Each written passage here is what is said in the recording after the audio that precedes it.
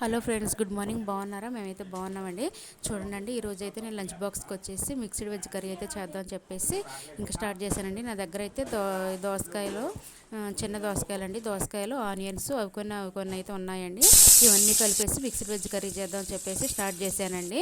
ఇక చూడండి, అవన్నీ పైన చెక్కు తీసుకొని ఆలూలు, ఆనియన్స్ ఇంకా పొట్టు శుభ్రం కడుక్కొని చిన్న చిన్న పీసెస్గా కట్ చేసుకొని రెడీ పెట్టుకున్నానండి. ఈ ప్రాసెస్ అయితే స్టార్ట్ చేస్తున్నాను. బాండి పెట్టాను, ఆయిల్ వేసాను. ఆయిల్ వేడైన తర్వాత చూడండి, ఇంకా ఆనియన్స్, ఇంకా తాలింపులు, కరివేపాకు వేసి వేయించుకుంటున్నానండి. అవి వేగేటప్పుడు దాంట్లోనే తగినంత పసుపు అయితే వేసుకొని కలుపుకుంటున్నానండి. తాలింపు బాగా మగ్గిన తర్వాత దోసకాయ ముక్కలు ఉన్నాయి కదండి, అవి అయితే వేసి బాగా కలుపుకున్నానండి. దోసకాయ ముక్కలు కొంచెం మగ్గిన తర్వాత ఆలు ముక్కలు కూడా వేసుకొని బాగా కలుపుకుంటున్నానండి.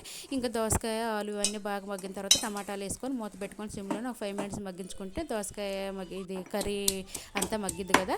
టమాటా ముక్కలు కూడా మగ్గుతాయండి. ఇంకా ఫ్రెష్గా అల్లం వెల్లుల్లి పేస్ట్ అయితే దంచుకుంటున్నానండి. ఫ్రెష్ అల్లం వెల్లుల్లి పేస్ట్ వేసుకుంటే కర్రీ ఏదైనా టేస్ట్ ఉంటుందండి. నిల్వగా ఉండదానికంటే ఇంకా ఫ్రెష్గా దంచేసుకుని కర్రీ చాలా టేస్ట్గా ఉంటుందండి. ఇంకా అల్లం వెల్లుల్లి పేస్ట్ వేసుకొని కలుపుకొని ఒక 5 మినిట్స్ మగ్గించుకోవాలండి. మగ్గిన తర్వాత అంతా కర్రీ ఇక ఫైనల్ కారం వేసుకుంటే కర్రీ అయితే రెడీ అయిపోద్దండి. చూడండి, మా కర్రీ అయితే రెడీ అయింది. Okay friends, bye.